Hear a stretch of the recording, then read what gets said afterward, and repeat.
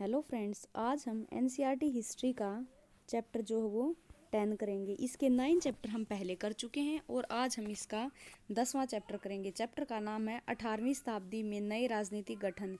इसमें ये बताया गया है कि मुगलों के पतन के बाद नए राजनीतिक गठन क्या क्या हुए और मुगलों का पतन जो है किस तरह से हुआ। औरंगजेब की 1707 में मृत्यु के बाद किस तरह से मुगलों का पतन होता चला गया और नए राजनीतिक गठन जो है उभर कर आए।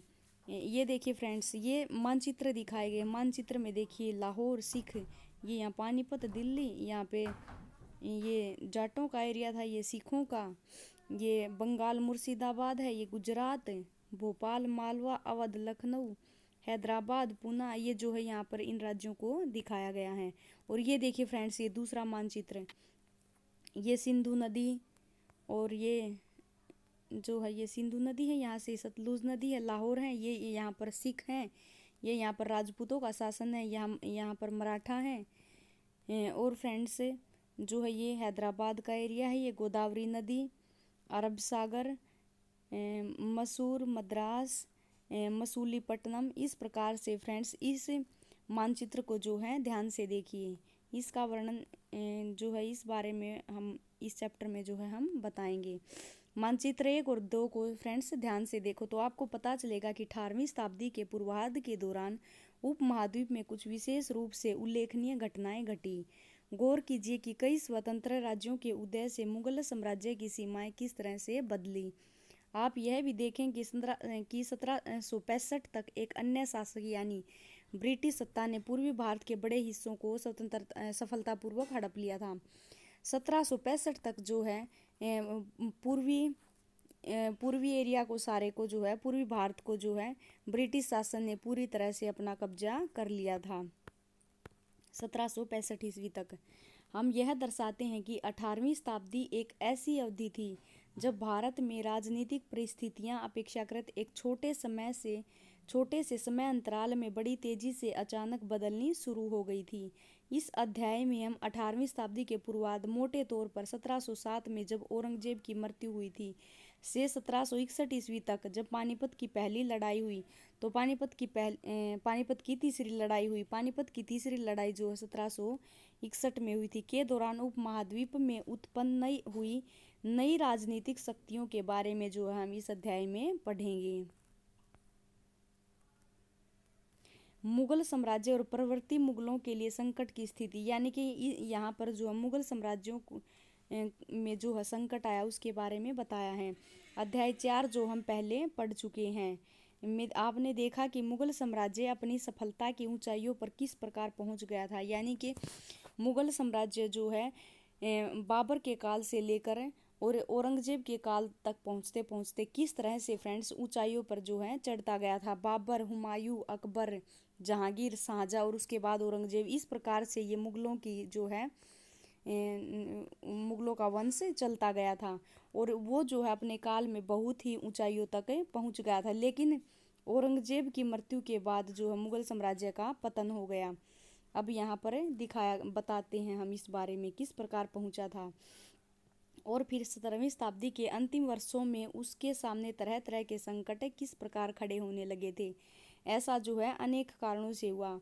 बादशाह औरंगजेब ने दक्कन में 1679 से लंबी लड़ाई लड़ते लड़ते साम्राज्य के सैन्य और वित्तीय संसाधनों का बहुत अधिक खर्च कर दिया था। औरंगजेब के उत्तराधिकारियों के शासनकाल में साम्राज्य के प्रशासन की कार्यकुशलता समाप्त होने लगी थी और मनसबदारों के शक्तिशाली वर्गों को वश में रखना केंद्रीय सत्ता के लिए कठिन हो गया था। सूबेदारों के रूप में नियुक्त अभिजात अक्सर राजस्व और सैन्य प्रशासन, दीवानी एवं फौजदारी दोनों कार्यालयों पर नियंत्रण रखते थे। इससे मुगल साम्राज्य के विशाल क्षेत्रों पर उन्हें विस्तृत राजनैतिक, आर्थिक और सैन्य शक्तियां मिल गई।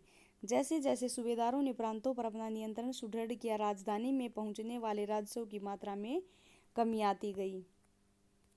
उत्तरी तथा पश्चिमी भारत के अनेक हिस्सों में हुए जमींदारों और किसानों के विद्रोहों और कृषक आंदोलनों ने इन समस्याओं को और भी गंभीर बना दिया। कभी कभी ये विद्रोह बढ़ते हुए करों के भार के विरुद्ध किए गए और कभी कभी ये शक्तिशाली सरदारों के द्वारा अपनी स्थिति को सुदृढ़ बनाने की कोशिशें थी। अतीत में भी विद्रोही समूहों ने मुगल सत्ता को चुनौती दी थी, परंतु अब ऐसे समूहों ने क्षेत्र के आर्थिक संसाधनों का प्रयोग अपनी स्थितियों को मजबूत करने के लिए किया। जिस तरह से धीरे धीरे राजनीतिक व आर्थिक सत्ता प्रांतीय सूबेदारों, स्थानीय सरदारों व अन्य समूहों के हाथों में जा रही थी, औरंगजेब के उत्तराधिकारी इस बदलाव को फ्रेंड्स जो है रोक नहीं पाए। अब यहाँ पर दिखाया गया कि किस प्रकार से फसल भरपूर मात्रा में होती थी और तिजोरियाँ जो है फिर भी खाली रहती थी। एक तत्कालीन लेखक ने साम्राज्य के वित्तीय दिवालियेपन का वर्णन इस प्रकार से किया है। एक लेखक के द्वारा जो है ये वर्णन किया गया है। बड़े जमींदार निसहाय और निर्धन हो गए हैं। उनके किसान वर्ष में 2 फसलें उगाते हैं, लेकिन उन्हें दोनों में से कुछ नहीं मिलता है। उनके स्थानीय गुमास्ते एक तरह से किसानों के हाथ की कठपुतली बने रहते हैं, जैसे कि स्वयं किसान अपने ऋणदाता के वश में रहता है, जब तक कि वह साहूकार का कर्जा नहीं चुका देता। इस प्रकार संपूर्ण व्यवस्था एवं प्रशासन इतना चकनाचूर हो चुका है कि यद्यपि किसान अपनी फसल के जरिए मानो सोना बटोरता है, लेकिन उसके मालिक जमींदार को एक तिनके का टुकड़ा भी नहीं मिलता है। ऐसी हालत में जमींदार सशस्त्र सेना कैसे रख सकते हैं जिनकी उनसे आशा की जाती है। वे अपने सैनिकों को जो लड़ाई के समय उनके आगे आगे चलते हैं और घुड़सवार को जो उनके ठीक पीछे पीछे चलते हैं, पैसे कहाँ से देंगे। तो इस प्रकार से इसमें दिखाया गया कि फ्रेंड्स किस तरह से जो है दिवालिया हो गया था। इस आर्थिक व राजनीतिक संगठन के बीच ईरान के शासक नादिर शाह ने 1739 में, तो नादिर शाह ने दिल्ली पर आक्रमण कब किया? 1739 में जो है दिल्ली पर आक्रमण कर दिया और संपूर्ण नगर को लूट लूट कर वह भारी मात्रा में धन दौलत वहां से ले गया। नादिर शाह के आक्रमण यानी कि 1739 में तो जो है नादिर शाह ने आक्रमण किया था, ईरान का शासक था ये। और उसके बाद नादिर शाह के आक्रमण के बाद अफगान शासक अहमद शाह अब्दाली के आक्रमणों का तांता लगा रहा है, यानी कि उसने जो है कई बार आक्रमण किए, 5 बार जो उसने आक्रमण किए।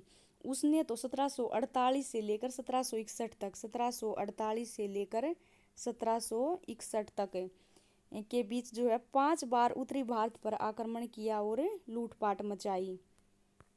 ये देखिए इस चित्र में नादिर शाह का 1779 का एक चित्र दिखाया गया है। नादिर शाह का दिल्ली पर आक्रमण। नादिर शाह के आक्रमण के परिणाम स्वरूप दिल्ली में जो विध्वंस हुआ उसका वर्णन समकालिक प्रेक्षकों ने किया था। इनमें से एक ने मुगल कोष से जिस तरह धन लूटा गया था उसका वर्णन इस तरह से किया है। 60 लाख रुपए और कई हजार सोने के सिक्के, लगभग 1 करोड़ रुपए के सोने के बर्तन, लगभग 50 करोड़ रुपए के गहने, जवाहरात और अन्य चीजें ले गया, जिनमें से कुछ तो इतनी बेशकीमती थी कि दुनिया में उनका कोई मुकाबला नहीं कर सकता है। जैसे तख्ते हाउस यानी मयूर सिंहासन। तख्ते हाउस को क्या कहते हैं? मयूर सिंहासन, जो बहुत ही बेशकीमती चीज थी, उसको नादिर शाह लूट कर ले गया। एक अन्य वृतांत में दिल्ली पर आक्रमण के प्रभाव का वर्णन मिलता है।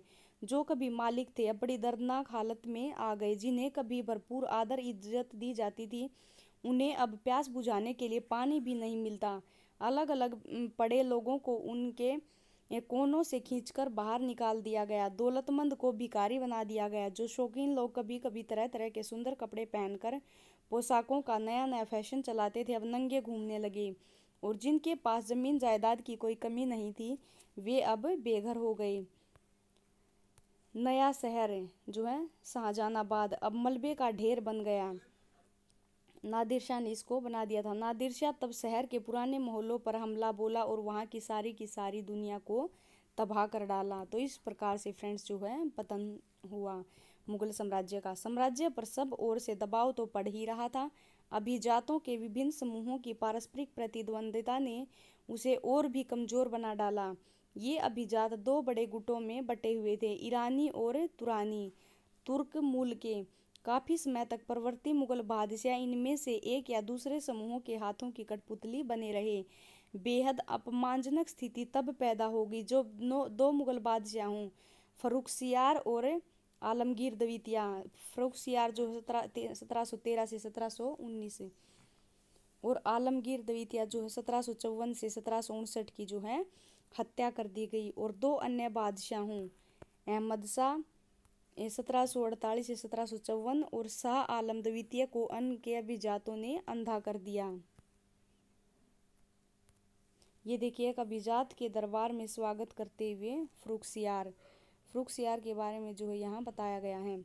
नए राज्यों का उदय। मुगल सम्राटों की सत्ता के पतन के साथ साथ बड़े प्रांतों के सूबेदारों और बड़े जमींदारों ने उपमहाद्वीप के विभिन्न भागों में अपनी शक्ति और प्रबल बना ली।